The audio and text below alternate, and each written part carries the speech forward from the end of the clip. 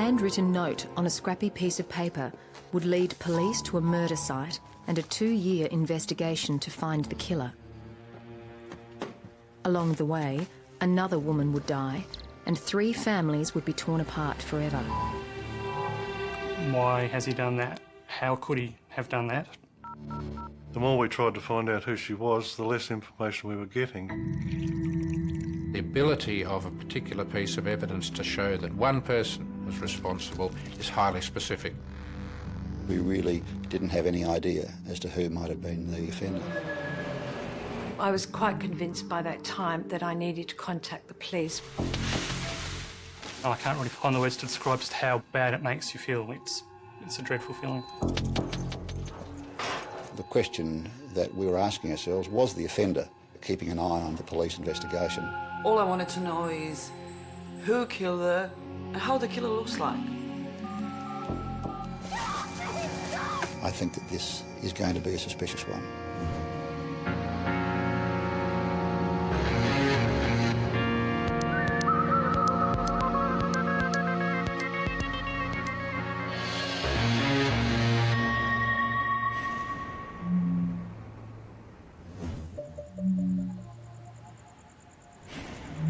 The first few weeks of April 1999 were a busy time for police in Adelaide.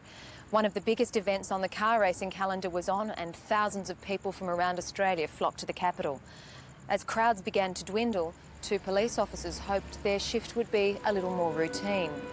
But it wasn't to be. The patrol officers found a note on the windscreen, and this note directed them to the Old Paynham police station, and that they may find the body of a woman there, and that it was no joke. They immediately went down, and in the bushes, they did in fact find the body of a young woman. It looked like the body had been there for some time because it was in an advanced state of decomposition. Tonight, a body dumped at an old police station but unnoticed for days. The grisly discovery was made just before 11 last night. The woman's badly decomposed body was partially hidden by bushes in the front yard of the old station. Police say she'd been murdered. Because of the arrangement of the clothing, her jeans had been pulled down and her panties had also been removed. There was a distinct suggestion that there had been some sexual offence committed prior to her death.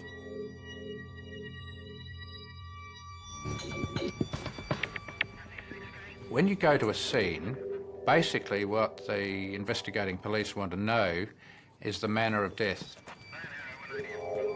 And when I looked at that case, it was immediately apparent that it was a homicide they were dealing with. It was a sexual assault homicide from behind. And the reason I say that is the upper clothing that remained on the body included a quilted shirt, and the quilted shirt had been twisted tightly around the neck. And that indicated that the cause of death was strangulation by her own clothing, strangulation by ligature. Apart from how she died, police needed answers to 2 other important questions. Who the victim was, and could they get any estimate on when she died? Pathologists are quite good at identifying intervals since death in that first 24 hours. But in this case, the death was obviously a long time before that. The body was heavily infested with various forms of insect activity, so I knew that I couldn't help them. I knew it was important, but I couldn't help them, so I asked them to get an entomologist out of the scene.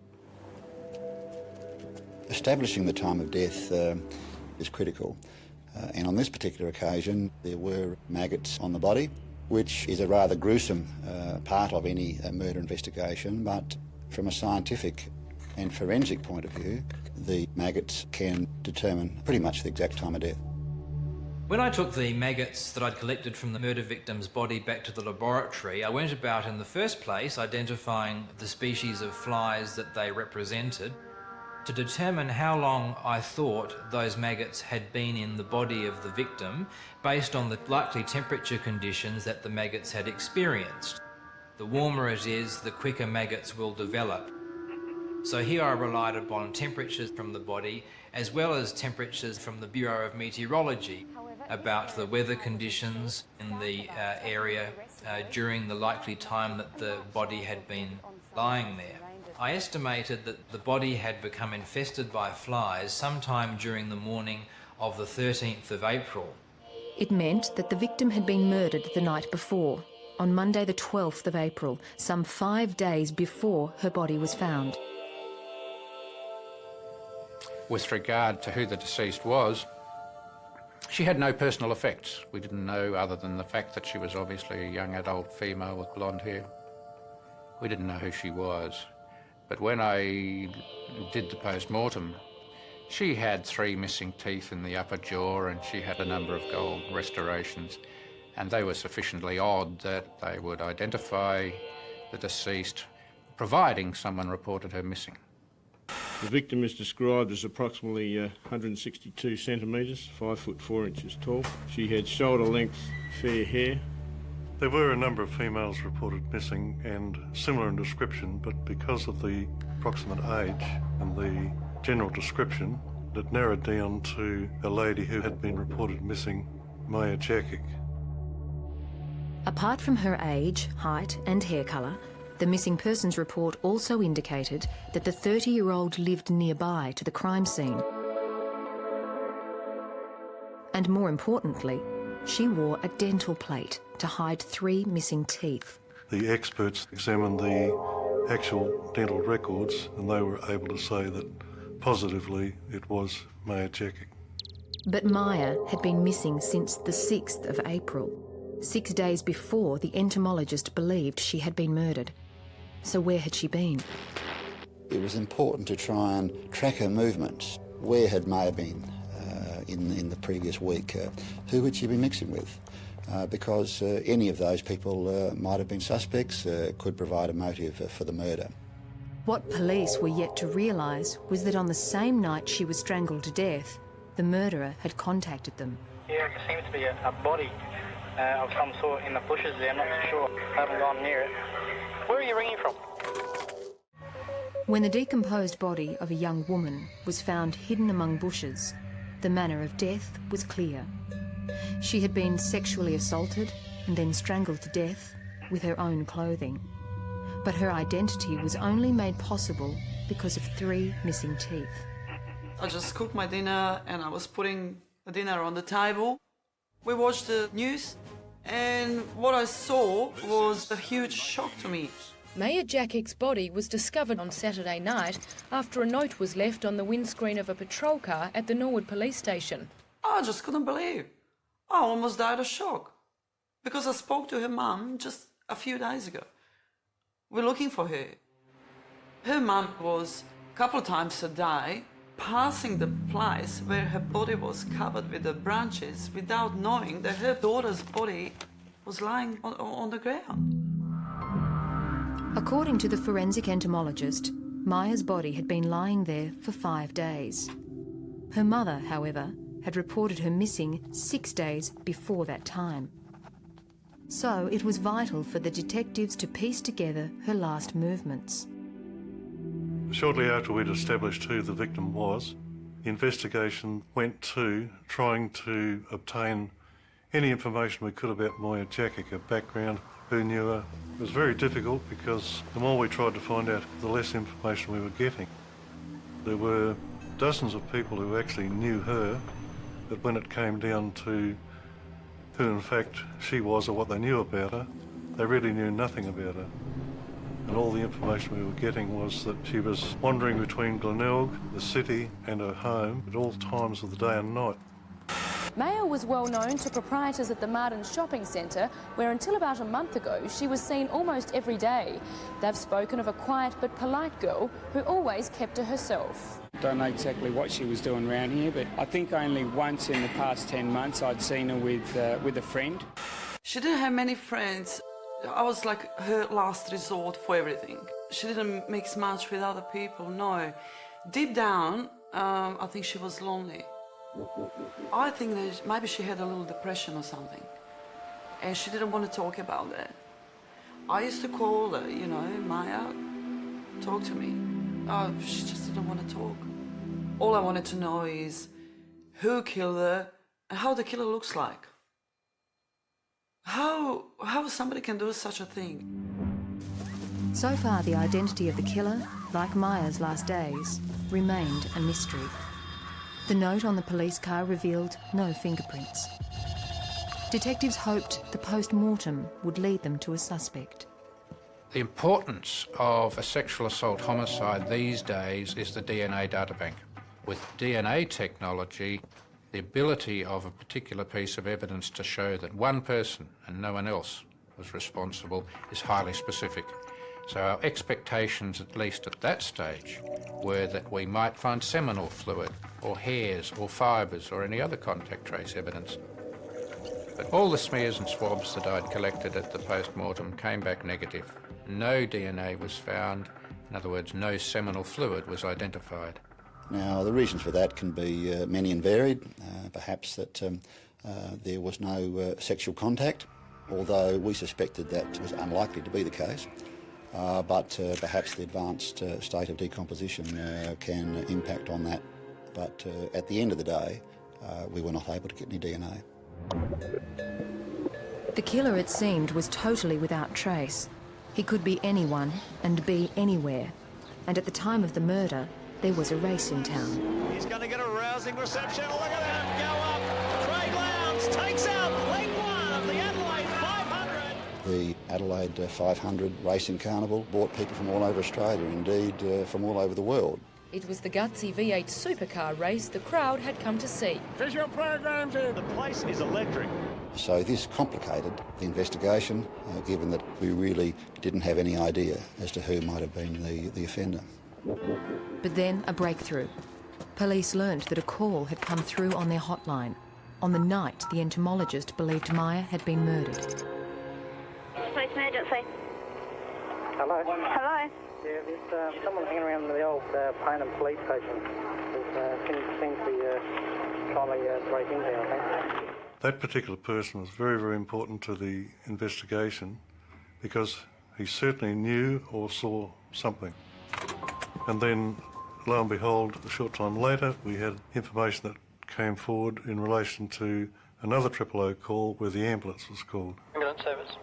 Yeah, just walked past the old Paynham police station. There seems to be a body of some sort in the bushes there. I'm not too sure. That call was also made on the Monday night. Paynham Road. Haven't gone near it. It's up off Paynham Road there. In both instances, the police and paramedics went to the old police station mentioned by the caller. But there was no break and enter or a body, and the calls were dismissed as hoaxes. 5 days later, the note appeared. And fortunately, they didn't go to the old police station, but came here, to the old patrol base, where they found Maya's body in the bushes. I think that we were in little doubt once we'd learned of the 2 000 calls and the note that they were all, or the one person was responsible for all of them. And it was fairly unlikely in our view that that person was an innocent bystander. We suspected that that person was in fact the offender. Right, we'll get on ahead. What's your name? One side. Because we can track the 000 calls. The first was made from a phone box quite near to where Maya's body had been located. The other 000 call was made from a phone box near the Royal Adelaide Hospital. Where are you ringing from? A phone box? In the Adelaide? Yep. In the Royal Adelaide? Yep. So how do you know what's happening out at Paynham there? Well, I've just seen that there's a body there about half an hour ago. All right, you didn't stop to see what was happening there? No.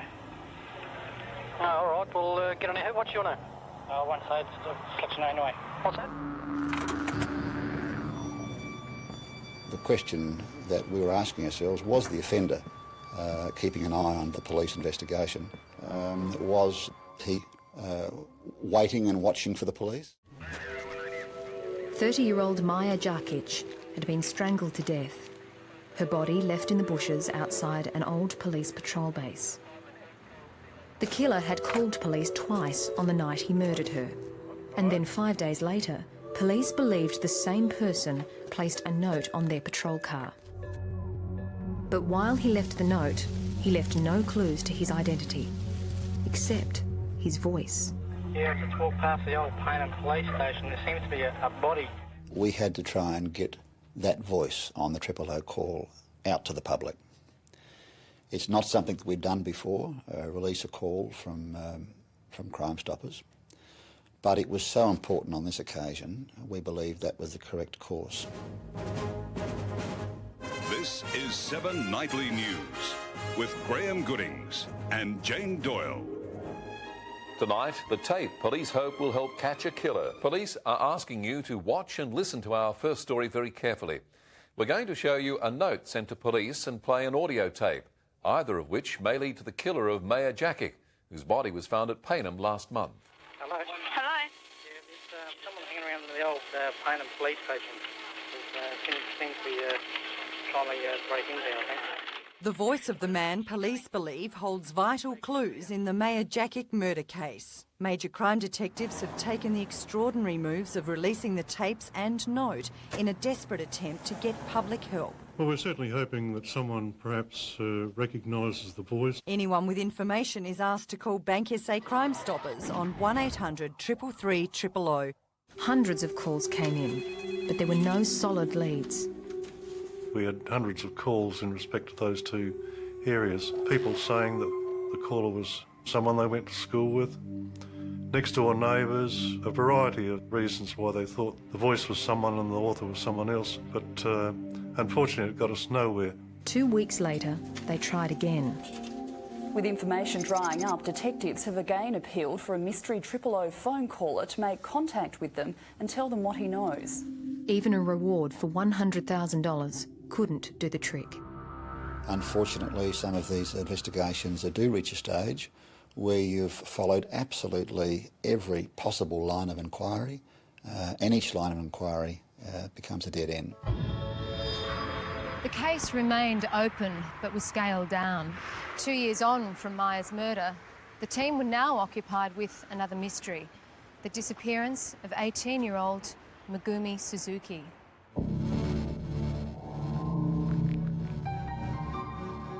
Megumi had left her residence on Friday, August the 3rd at 7:41 a.m. She headed to school, and the security video showed her leaving at 3 in the afternoon. Our initial information was that the last time that Megumi was seen alive was on the Friday afternoon down on the Rundle Mall having some coffee with some friends. And the last person who she spoke to, she said that she believed that Megumi was going to Grenfell Street to catch the O-Bahn back to the place where she was living. But it appeared Megumi never made it home on that Friday night. I did phone her residence and ask if they could see if she was there. They said no, she wasn't in the room, and they said nothing had been touched, the bed hadn't been slept in, and also it had been the census weekend. I don't know if you remember when everybody was counted, and the census form was still there from the Friday night. So I was a bit concerned, and I had emailed the parents as well by then.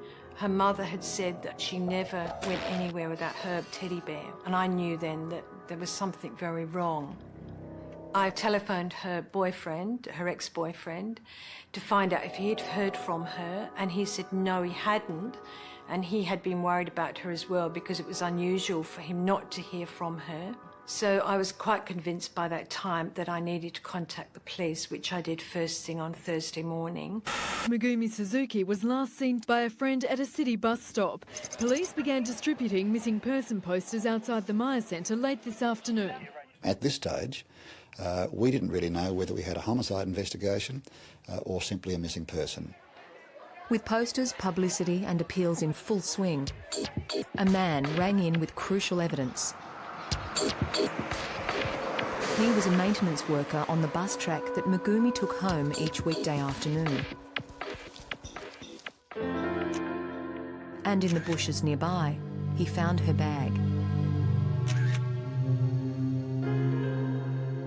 There was an identification card with her picture on there. There were numerous books with her name on it, and also a lot of her personal items. I think the finding of her school books was the first step we had to say, I think that this is going to be a suspicious one. It raised our concern that Megumi may have met with foul play. SES and mounted police scoured the scrub. The police helicopter was also called in. There were a number of things actually missing from her possession, and one was her mobile phone. She also had a CD Walkman, which she always took with her, and that was also missing. But what they did find was her credit card and a bus ticket. And those two items took her to one place, a BP service station in the opposite direction of her home. So that alerted the investigators to the fact, well, why had she been travelling down there? Who might have she seen down there? And how might that information assist us in our investigation? The BP console operator could pinpoint from his records what time and exactly what she purchased.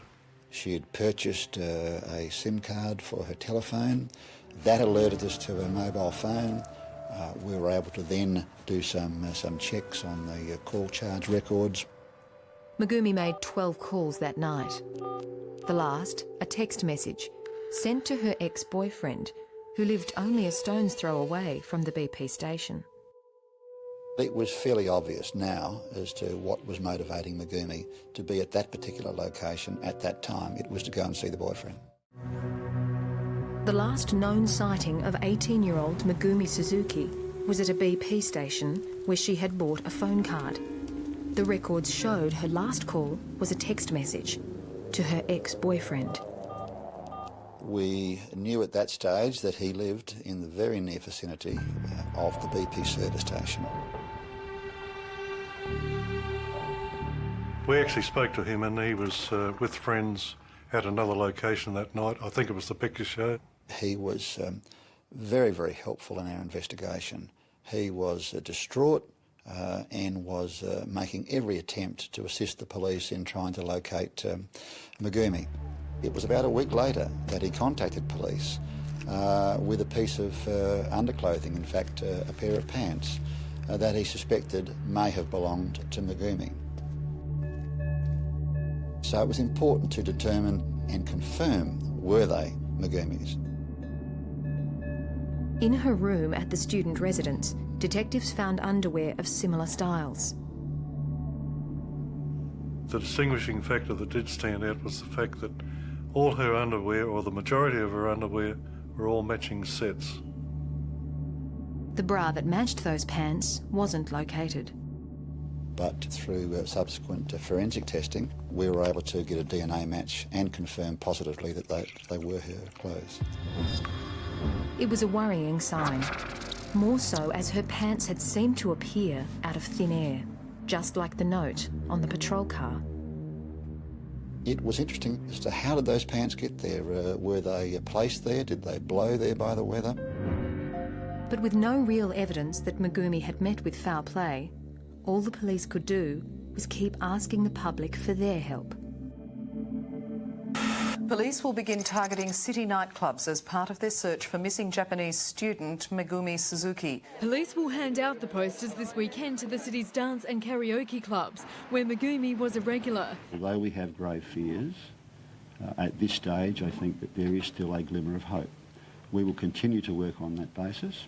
Megumi's parents have flown from Tokyo. They've released a statement thanking police and appealing for more information to help find their daughter. We love our daughter very much. We pray that in the coming hours there will be some positive news. And it appeared their prayers were answered. The witness and his wife claims they were only metres away from the missing student outside the Arkaba Hotel at 11:30 this morning. A dozen police patrol cars converged on the area. Streets surrounding the Howard Florey Reserve were blocked off as the dog squad and uniform patrols thoroughly checked homes and questioned residents. This particular sighting was from a person who knew Megumi and was associated with her accommodation. I actually spoke to him myself, and other detectives spoke to him. We were satisfied that he believed the person he saw was Megumi. And as a result of that, we thought, well, hello, yes, she's still alive. I'm just glad that she's been sighted because she's not dead. That's the main thing. That's good news. good for her parents to know that she's okay and safe and sound. You wouldn't want to be in that position yourself. The parents of missing teenager Megumi Suzuki have made an emotional plea to their daughter to come forward to police. Megumi, もしこれを見ていたら早く出てきてほしい。 Megumi, if you saw this, please come forward as soon as possible. Father and mother can't sleep every day. めぐみ、何も心配しなくていいから。 Don't worry about anything. Please come forward as soon as possible. Father and mother will protect you from now on. Please come forward. But Megumi never made contact, and there were no more sightings. At the one moment we thought that she might still be alive, then those hopes were dashed. It was a rollercoaster ride to us. We can only try and imagine the rollercoaster ride that the parents were on at that particular point in time. 8 weeks after Megumi had gone missing, her photo was put onto a new police website that had just been developed. And on that same website, we were able to place the unsolved murder of Maya Jakic. The police are also making a new bid to solve the murder of 30-year-old Maya Jakic, whose body was found over 2 years ago. Detectives have turned to the internet, trying to identify the man who made 2 emergency calls on the night of her murder. Yeah, I just walked past the old Paynham police station. There seems to be a body of some sort in the bushes there. People could dial onto the internet and listen to that call from indeed anywhere in Australia or perhaps anywhere in the world. So that wider exposure we thought was both innovative and critical in trying to get that breakthrough that we needed. The strategy would work. Police were about to find out the long-needed identity of the caller and Maya's killer. I listened to it about half a dozen times. I closed my eyes and listened to it, and I could see Mark talking to me. Police knew that the killer of Maya Jakic was most likely the same person who made 2 emergency calls on the night that Maya was murdered.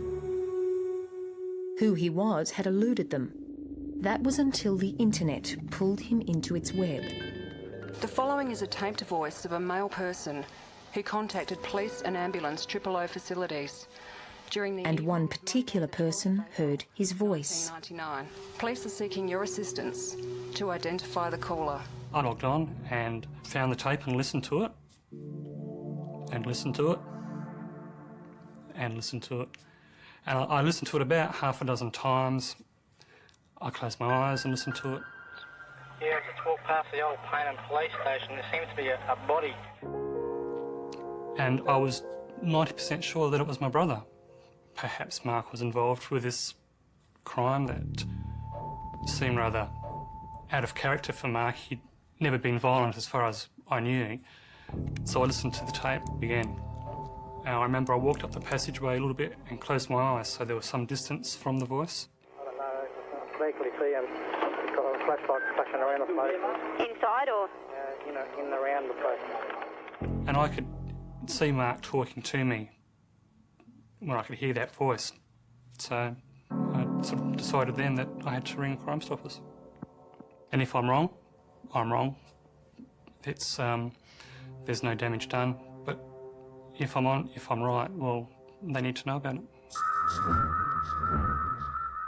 Stephen Rust said that he'd been away for a number of years and had just come back. He's seen the publicity, he heard the voice. Yeah, there's someone hanging around the old Paynham police station. And I could see the dilemma he was going through, because here he was identifying the voice as being that of his brother, Mark Rust. Mark Rust was certainly known to us. We had his name in our files for more minor sexual offences. It was a rather sickening feeling to realise that perhaps Mark had stepped over the line because he'd been in trouble for such a long time with the police and going to jail and parole. The family knew that he was building up and getting worse each time, and that eventually he would do something really terrible and end up in jail for the rest of his life. But at the same time, we'd always hoped that, you know, he wouldn't go that way. So when it was fairly certain that it was Mark who was involved. It was a nasty feeling. It left a very unpleasant taste. While the police were convinced the 000 caller was Mark Rust, it wasn't enough to make an arrest. They would also need to prove that the note left on the patrol car was his handiwork. And Stephen Rust had provided them with a letter from his brother for comparison. Our task was to look at the handwriting and see if it had been written by the person. One of the more outstanding features was the double cross on the T, which was a feature of both the specimen letter and the question note. Another feature was the way that the letters were spaced in the word, for example, in the word good. They were very tight and overlapping. And all of the words, particularly where they could be directly compared, words like the and of, and these were very similar in their appearance. In general, every single letter, every single word that could be directly compared showed very close similarities in both their form and in their appearance. I was convinced that the same person had written both the letter that was found on the patrol car and the specimen letter. So after assessing all of the evidence, we were satisfied that we had a reasonable case, and as a consequence of that, the detectives went out and made the arrest. A 37-year-old man has been arrested and charged with the murder of Maya Jakic 2 years after she died. Late yesterday afternoon in Port Augusta, detectives arrested and charged a man. They had found Mark in jail. His minor sexual offences had progressed to rape, and he was currently on remand in a prison some 300 kilometres away from where Maya was murdered. Police don't believe there was any relationship between Miss Jakic and the accused. Her parents in Croatia have been contacted by detectives and say they're very pleased about the arrest. Shortly after Mark Rust was charged and went back to the prison at Port Augusta, he obviously needed someone to confide in because he was probably shocked that he was eventually arrested. This resulted in an informant contacting us who passed on some very valuable information. Mark had remained silent when he had been questioned and then charged with Maya's murder. It was a different story back at the prison. The informant said that Mark had told him that he saw a tall, blonde girl walking along Paynham Road. He spoke to her. A struggle ensued and he pulled her into the bushes where he had sex with her, and he eventually ended up strangling her. But it was what the informant told the police next that was totally unexpected. As a result, we had to move very quickly and make a search of Mark Rust's cell and his belongings. What they were looking for and found was a CD player. A CD player similar in shape and colour to the one that missing school student Megumi Suzuki had with her on the day she disappeared. We contacted the mother in Japan, and she was in a situation where she could produce all the relevant document dating back and tracing that sale with the serial number to her and Megumi in Japan. Of course, finding Rust in possession of some of Megumi's property didn't in itself mean that he'd committed the murder. So whilst it was an important part, there was still a lot more work to be done by the team of investigators. 37-year-old Mark Rust had been arrested and charged with the murder of Maya Jakic. His brother had identified his voice as that of the 000 caller, and a sample of his writing matched exactly that of the note left on the police car. Now Mark was a suspect in the murder of 18-year-old Megumi Suzuki. Her CD Walkman had been found in his cell after an informant contacted the police. The informant also said in relation to Suzuki that he approached her,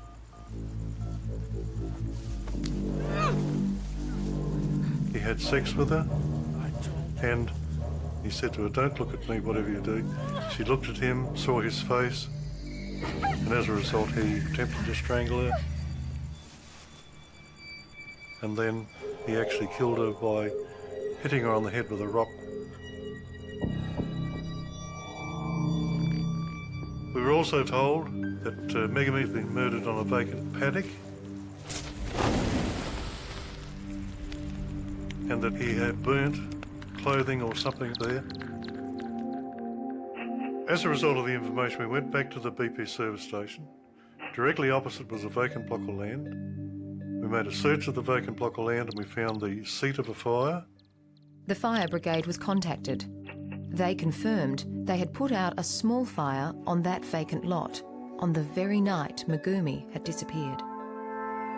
Near the fire we found a rock which could possibly have been used in the offence. We found bits of burnt clothing and arm bracelets, and we knew that these were jewellery worn by Megumi Suzuki. But Megumi's body had yet to be found. The only clue from the informant was that Mark Rust had dumped her into an industrial bin.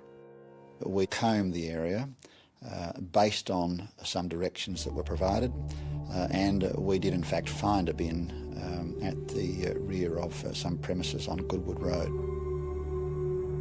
The circumstantial evidence against Mark Rust was stacking up. But before they could make an arrest, the investigators needed to be absolutely sure that this was the bin where Mark had placed Megumi after he killed her. And they turned to the Rust family for help. This must have been an enormous dilemma for them to assist the police, in effect, to establish and clarify whether Mark Rust was responsible. Nevertheless, they did provide that assistance, and they were able to confirm that the waste bin had a hippo on the side.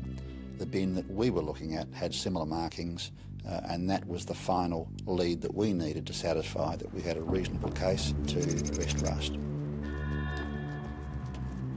I was shocked about the Maya Jakic thing because it just came out of the blue and really sort of, you know, knocked the wind out of our sails. And then when Jerry told us about Megumi Suzuki, it just fitted together very nicely with what Mark had been doing. So I sort of believed it pretty much straight away. Megumi's body hasn't been found, but it's understood it may have been dumped in an industrial bin and later at the Wingfield rubbish tip. We have been praying for our daughter to be alive under any circumstances for the last 3 months. But this week we received the saddest news we could have had. When they arrived out in Australia, Jerry Feltus took them down to the rubbish dump. And I think that that was obviously a very, very traumatic moment for the parents to sit on the side of a rubbish tip, knowing that somewhere amongst literally hundreds of tonnes of rubbish there was the body of your daughter. So we certainly felt obligated to try and do everything possible to recover Megumi's body, and that was the next challenge for us. But first, the grisly search for the murdered Japanese student, 18-year-old Megumi Suzuki, has begun at a Wingfield landfill site.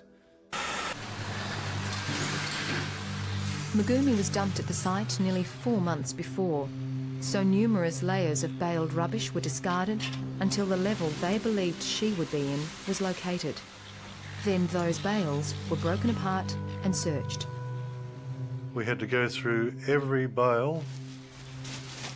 We were looking for things that related back to the particular date. We had to go through newspapers, invoices, everything with dates on it to ensure that we were in the correct area and we weren't moving out of it. You were going through trying to find things which kept you on track. And after 11 days, and after removing tens of thousands of tonnes of rubbish, they were in the exact spot, and Megumi's body was found. There was a mixture of relief and sorrow to think that someone could meet such an untimely death in the way that Megumi was murdered, and then to have a body dumped in the location that it was dumped was absolutely horrific.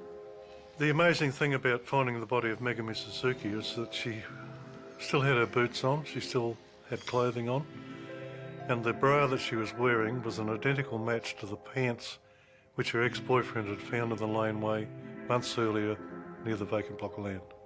We're relieved that our daughter was found, thanks to the efforts of everyone involved in her search. We realise it was a very difficult task considering the circumstances. It is no exaggeration to say it was a miracle to find her so quickly. But Rust's confession to murdering Megumi didn't come quickly. He maintained his innocence, as he did for the murder of Maya Jakic. Then, exactly 1 year after Megumi's body was found, he changed his plea. There's been a shock development in the murder of Japanese student Megumi Suzuki. A 37-year-old man from the northeastern suburbs has pleaded guilty. I know that you've done this. You know you've done it, and you need to put your hand up for it so that there's not a big court case. These poor families aren't dragged through this muck, and we can all get over it as best we can and bring some closure to everyone's life. 6 months later, Mark Rust also admitted to the murder of Maya Jakic on the 12th of April 1999. The families of two young women brutally murdered by a homicidal predator have given harrowing accounts of the loss of their loved ones. On behalf of the families, friends gave heartbreaking accounts of how the murders have totally devastated dozens of lives. Fusei Simpson described the Suzuki family's anguish, quoting Megumi's mother, "It makes me insane when I think of her being treated like rubbish." Ida Gregov related the thoughts of Maya's mother, Yagada. Why would anyone want to kill Maya like an innocent bird and cover her with branches and cover his dirty crime? I've done it with all my heart.